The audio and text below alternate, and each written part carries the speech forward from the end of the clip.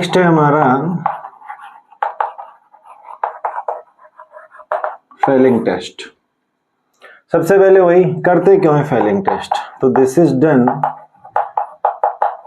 To distinguish between aldehyde and ketones, है ना। Just like tolerance test, इसका भी यूज वही होता है कि एल्डिहाइड और कीटोन्स को डिस्टिंग्विश करने के लिए इसका यूज किया जाता है। ठीक, दूसरी बात यह है कि रिएजेंट क्या है आपके पास। ठीक है, तो फेलिंग टेस्ट करने के लिए हमारे पास जो रिएजेंट होता है that is called Fehling solution. ठीक है भाई, इस टेस्ट को करने के लिए जिस केमिकल कंपाउंड का या आप कहो जिस रिएजेंट का हम लोग यूज करेंगे उसे हम लोग क्या कहते हैं, फेलिंग सॉल्यूशन। अब देखो याद रखने वाली बात यह है कि Fehling solution is made of two components. ये दो कंपोनेंट से मिलकर बनता है भाई।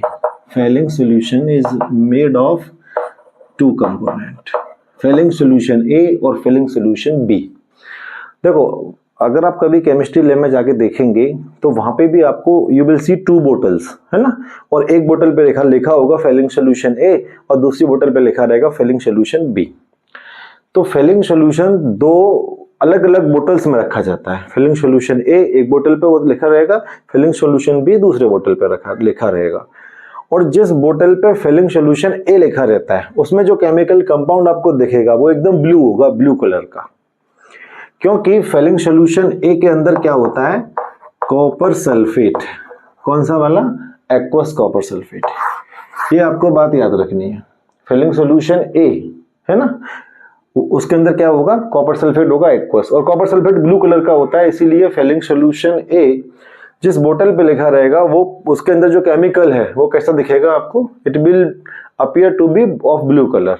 ठीक, Fehling solution be made of two compounds, है ना, ये इसमें फिर से दो कंपाउंड होते हैं। तो मैं आपको बता देता हूं, देखो ऐसा होता है कि हमारे पास एक एसिड है, वी हैव दिस एसिड, ये एक एसिड होता है बेटा, इसे हम लोग कहते हैं tartaric acid,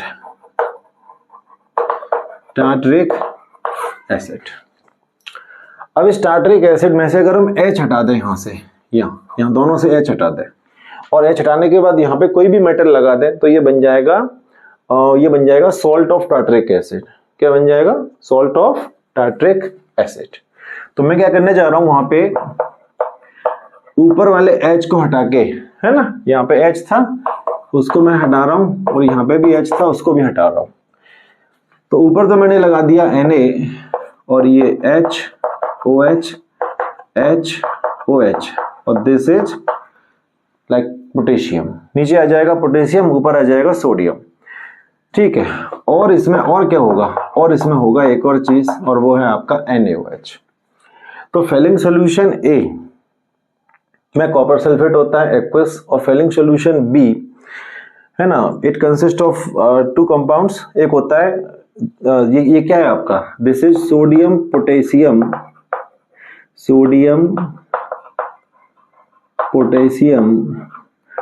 tartrate, sodium potassium tartrate. भाई टार्टरिक एसिड से बना हुआ है इसलिए नाम रख दिया सोडियम पोटेशियम टार्टरेट। अच्छा, ये एक सॉल्ट है भाई, आपको मालूम है एसिड में से H हटा के कोई मेटल लगाते हैं तो इट बिकम्स मेटल सॉल्ट। तो ये आप जो सोडियम पोटेशियम टार्टरेट भी क्या है, this is a metal salt. तो इसका एक नाम होता है, it is also known as Rochelle salt. क्या बोला जाएगा इसको भाई, दिस इज रॉकेल सॉल्ट। याद रखें, नाम, नेम इज इंपॉर्टेंट। और ये एक हो जाएगा NaOH। तो फिलहाल आप ये देखें कि Fehling solution consist of two parts, Fehling solution A, Fehling solution B. A में होगा कॉपर सल्फेट एक्वस और फेलिंग सॉल्यूशन बी में दो कंपाउंड होंगे, एक sodium potassium tartrate also known as Rochelle salt और दूसरा हो जाएगा NaOH। अब होता क्या है कि जब भी हमें फेलिंग सॉल्यूशन यूज करना होता है तो हम लोग क्या करेंगे, इन दोनों को equal amount of Fehling solution A और फेलिंग सॉल्यूशन बी को मिक्स कर लेंगे एक टेस्ट ट्यूब के अंदर, मिक्स कर लेंगे उसको। ठीक है, तो एक टेस्ट ट्यूब लेंगे, उसमें फेलिंग सॉल्यूशन बी और फेलिंग सॉल्यूशन ए ऑलमोस्ट इक्वल अमाउंट में हमें लेना होता है, और फिर जब दोनों को मिक्स कर लेंगे एक टेस्ट ट्यूब में, तो ये सारे कंपाउंड्स, ये दोनों पार्ट आपस में रिएक्शन करेंगे, और रिएक्शन करने के बाद कुछ ना कुछ तो बनेगा ही। तो क्या बनेगा वो आप देखिए। तो जैसे ही हम इन दोनों को मिक्स करेंगे, फेलिंग सॉल्यूशन ए और फेलिंग सॉल्यूशन बी को, तो हमें मिलेगा क्या, we will get a copper complex, a copper complex of Rochelle salt. इसका मतलब ये हुआ कि रॉकेल सॉल्ट तो मिलेगा ही, है ना, रॉकेल सॉल्ट और यहां से कॉपर, ये रॉकेल सॉल्ट और कॉपर मिलकर के ये बनाएंगे कॉम्प्लेक्स कंपाउंड। एक बड़ी सी स्ट्रक्चर होगी, डिफिकल्ट सा फॉर्मूला होगा। अब वो क्या स्ट्रक्चर होगी, क्या फॉर्मूला होगा, that is beyond our syllabus है, so we don't need to worry about it, है ना, उसके बारे में हमें नहीं सोचना है, ठीक है। बस आप ये जान लो कि रॉकेल सॉल्ट और कॉपर दोनों मिलेंगे और they will form a complex compound, और उसको मैं बोलूंगा copper complex of Rochelle salt. रॉकेल सॉल्ट और कॉपर ने मिलके एक कॉम्प्लेक्स कंपाउंड बना दिया। अब इससे हमें क्या मिलेगा वो मैं आपको आगे बताता हूं। तो हमें क्या मिला है, we have got a copper complex, एक बार फिर से लिख देता हूं, कॉम्प्लेक्स ऑफ रॉकेल सॉल्ट, ये हमें मिल जाएगा। इससे इसमें होता है CuO प्लस OH नेगेटिव, ठीक है भाई, है ना। इन दोनों को जैसे ही फेलिंग सॉल्यूशन ए और बी को मिक्स करेंगे, we will get copper complex of Rochelle salt, और उस copper complex of Rochelle salt के अंदर क्या होता है, CuO प्लस OH नेगेटिव, ये कंपाउंड्स होते हैं।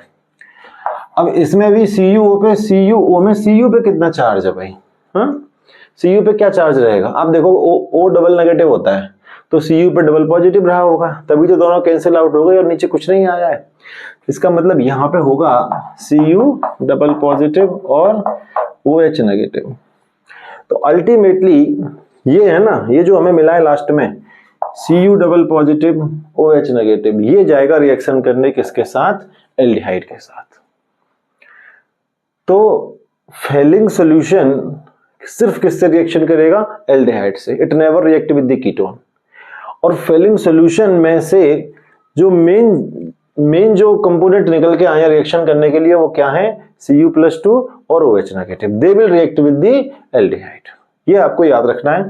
तो मैं आपको बता देता हूं किस तरह की रिएक्शन यहाँ पे होती है। देखो RCHO प्लस, मैं साथ ही साथ बैलेंस भी कर रहा हूं इसको, ये हो जाएगा Cu+2 plus 5OH negative, 2Cu+2 plus 5OH negative, है ना। ये दोनों कहां से आए हैं, ये आए हैं आपके फेलिंग सॉल्यूशन से, they have come from Fehling solution. किस तरह की रिएक्शन होगी देखते जाइए। देखो सबसे पहले तो आप इसको ऐसे देखो कि यहाँ पे H कितना है आपका, H है 5, तो 5H यहाँ से और एक H ये वाला, ये निकल जाएंगे बाहर, 3H2O। देखो 5H ये गए, एक H ये गया, तो 6H बाहर हो गए 3H2 में, और 3O, तो 3O कहां से आए हैं, यहां से। टोटल ये 5 ऑक्सीजन है, 2 वहां पे चले गए, सॉरी 3 चले गए वहां पे, ठीक है।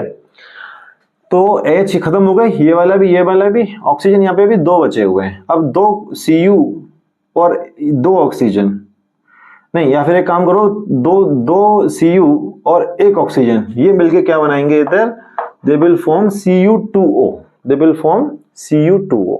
यहाँ पे एक ऑक्सीजन बचा हुआ है भाई, टोटल 5 ऑक्सीजन थे, 3 इधर चले गए, एक इधर चला गया, अभी भी एक बचा हुआ है, वो ऑक्सीजन आ जाएगा इधर। अच्छा H यहाँ से पहले ही जा चुका है, H जा चुका है यहाँ पे, तभी तो वहां पे 6H हुए थे, तो RCO ये बचा हुआ है, और एक ऑक्सीजन यहाँ से आ जाएगा, वो ये अलग निकल जाएगा बेटा, RC, मैं इसको यहीं पे लिख देता हूँ, RCOO नेगेटिव, ये। तो आप ये देख लीजिए, aldehyde when react with the Fehling solution, तो क्या क्या बना है आपका, Cu और एक ऑक्सीजन तो निकल गया Cu2O, और 5 हाइड्रोजन ये गए, एक ये गया, 6 हाइड्रोजन हो गए, तो 3H2, और यहां से 3 ऑक्सीजन पहुंच गए, ठीक। अब ऑक्सीजन एक यहाँ चला गया है, 3 वाटर में चले गए, 2 ऑक्सीजन अभी भी बचे हुए हैं, नहीं एक बचा हुआ है, सॉरी, वो ऑक्सीजन आ जाएगा इधर, तो RCO और एक ऑक्सीजन वहां से आ गया, RCOO नेगेटिव बन जाएगा। ठीक है। अब ये जो बना है आपका CU2O, ये क्या करता है, it is of red brown colour और ये बनाता है PPT। So this will form PPT। ये बात आपको याद रखनी है। अब क्या होगा वो समझो। सपोज आप केमिस्ट्री लैब में हैं और you have been provided 2 test tubes और आपको बोला गया भाई इनमें एक में तो एल्डिहाइड है, एक में कीटोन है, बताओ पहचान के कौन सा एल्डिहाइड है कौन सा कीटोन है। तो आप क्या करेंगे, दोनों में आपको ऐड करना है फेलिंग सॉल्यूशन, दोनों में ऐड कर दीजिए सब। अब आपको मालूम है कि Fehling solution when react with aldehyde it gives red brown PPT। Aldehyde से रिएक्शन पे क्या देगा, रेड ब्राउन PPT। कीटोन से रिएक्शन पे नहीं देगा क्योंकि कीटोन से तो ये रिएक्शन करता ही नहीं है। तो फेलिंग सॉल्यूशन को हमने दोनों टेस्ट ट्यूब में ऐड करना है। जिस टेस्ट ट्यूब में रेड ब्राउन PPT आ जाए, सपोज यहां पे आ जाता है रेड ब्राउन PPT, किसी एक में तो आएगा ही क्योंकि किसी मतलब एक एल्डिहाइड एक कीटोन तो एक में तो आना ही है। तो जिसमें रेड ब्राउन PPT आ जाए दैट कंपाउंड इज एल्डिहाइड, वो आपका एल्डिहाइड हो जाएगा। और जिसमें रेड ब्राउन PPT नहीं आएगा वो होगा आपका कीटोन। तो इस तरीके से हम क्या कर सकते हैं, फेलिंग सॉल्यूशन का यूज करके we can perform this test, we can distinguish between aldehyde and ketones. ठीक है, तो ये आपका हो जाएगा। तो ये बेटा ये हो गया आपका फेलिंग टेस्ट। अब देखो एक बात समझिए, जैसा कि मैंने आपको बताया था टॉलेंस टेस्ट में कि कौन कौन से कंपाउंड टॉलेंस टेस्ट दे सकते हैं, वैसे एक चीज हम यहाँ भी देखते हैं कि कौन कौन से कंपाउंड फेलिंग टेस्ट दे सकते हैं। तो चलो उसके लिए मुझे ये हटाना पड़ेगा तब मैं आपको बता पाता हूँ। तो देखिए सबसे पहले एलिफेटिक एल्डिहाइड, एलिफेटिक एल्डिहाइड मतलब RCHO, ये टेस्ट दे पाएगा। एल्डिहाइड तो देते ही हैं फेलिंग टेस्ट। और इसके बाद if I talk about aromatic aldehyde, यहां पे आपको थोड़ा ध्यान देना है। Aromatic aldehyde do not give this test. देखो ऐसा होता है कि Tollens reagent, Fehling solution both are oxidising agent, both are mild oxidising agent. अब दोनों ही वीक ऑक्सीडाइजिंग एजेंट हैं, लेकिन फेलिंग सॉल्यूशन टॉलेंस रिएजेंट से भी ज्यादा वीक है। देखो फेलिंग जो आपका टॉलेंस रिएजेंट होता है वो एलिफेटिक एल्डिहाइड को भी ऑक्सीडाइज कर देता है, उसके संग भी रिएक्शन कर रहा था, और एरोमेटिक एल्डिहाइड के भी संग कर रहा था। लेकिन Fehling solution will react only with the aliphatic aldehyde, aromatic aldehyde से ये रिएक्शन नहीं करता है। ये बात आपको याद रखना है ना, ये एरोमेटिक एल्डिहाइड से रिएक्शन नहीं करेगा। तो इसका मतलब यही हुआ कि फेलिंग सॉल्यूशन टॉलेंस रिएजेंट से थोड़ा वीक होगा। ठीक है, ये याद रखना है आपको। अच्छा, इसके अलावा फिर वही अल्फा हाइड्रोक्सी कीटोन। अब ये मैं आपको टॉलेंस टेस्ट में भी बता चुका हूं। जैसे ये आपका कीटोन है, दिस इज कीटोन, लेकिन यहां से एक H कम करके हम OH लगा दें तो ये क्या बन जाएगा। देखो अगर ये OH नहीं होता तो ये कीटोन था सिंपल, लेकिन अभी अल्फा कीटोन तो है ही, कीटोन के अल्फा पे क्या लग गया है OH, that is why we call it alpha hydroxy ketone. तो आपको मैं पहले बता चुका हूं कि अल्फा हाइड्रोक्सी कीटोन टॉटोमेरिज्म के थ्रू एल्डिहाइड में चेंज होता रहता है, और as soon as it change into aldehyde this will give Fehling test. तो ये फेलिंग टेस्ट दे देता है। तो generally ketones do not give Fehling test, but this is special type of ketone, this is a special category, है ना। Ketone है but फिर भी फेलिंग टेस्ट ये दे पाएगा। ठीक, हालांकि 12th लेवल पे ज्यादा इसका इंपॉर्टेंस नहीं है, ज्यादा नहीं पूछा जाता है, बट मैंने बता दिया है आपको। इसके अलावा अदर कीटोन्स ये टेस्ट नहीं देते। कीटोन्स तो देते ही नहीं है, वो तो एक एक्सेप्शनल केस है। इसके अलावा क्या इसको फॉर्मिक एसिड दे पाएगा, हम इसको टॉलेंस टेस्ट में भी डिस्कस कर चुके हैं। तो फॉर्मिक एसिड का स्ट्रक्चर क्या होता है, you already know this is the structure of formic acid. अब इसमें CHO है जो कि एल्डिहाइड ग्रुप में होता है, इसलिए फॉर्मिक एसिड भी ये टेस्ट दे देता है। ठीक है भाई, तो एक चीज का तो आपको ये याद रखना है। इसके अलावा मैं आपको एक बात और बता देता हूं। देखो जैसे कि ये है आपका, दिस इज एरोमेटिक एल्डिहाइड, बेंजील्डिहाइड होता है इसका नाम। अगर मैं इसकी रिएक्शन करवाता हूं किससे, if I talk react it with the Tollens reagent, तो क्या रिएक्शन होगी? यस, क्योंकि टॉलेंस रिएजेंट एरोमेटिक एल्डिहाइड से रिएक्शन करता है ना, आपको पहली बात कर चुके हैं। लेकिन अगर मैं इसकी रिएक्शन किससे कराऊंगा? फेलिंग सॉल्यूशन से, तो कोई रिएक्शन नहीं होगी। ये बात आपको याद रखनी है, ठीक है।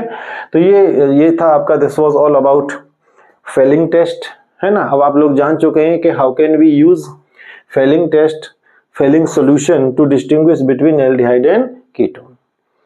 जिस कंपाउंड में फेलिंग सॉल्यूशन मिलाने से रेड ब्राउन पीपीटी बनता है वो एल्डिहाइड होता है, और जिस कंपाउंड में फेलिंग सॉल्यूशन ऐड करने से भी रेड ब्राउन पीपीटी नहीं बन रहा है तो वो पक्का क्या रहा होगा? कीटोन, ठीक है। तो जब भी पेपर में क्वेश्चन आता है कि भाई एल्डिहाइड कीटोन को आप कैसे डिस्टिंग्विश करेंगे, तो आप टॉलेंस टेस्ट भी आंसर दे सकते हैं और फेलिंग टेस्ट भी उसका आंसर हो सकता है। लेकिन आपको ये याद रखना है कि अगर एल्डिहाइड आपका कौन सा हुआ? एरोमेटिक हुआ। एग्जाम में जो क्वेश्चन दिया गया है उसमें एरोमेटिक एल्डिहाइड है, तब आपका फेलिंग टेस्ट काम नहीं करेगा, then only Tollens test will work, ठीक है। चलिए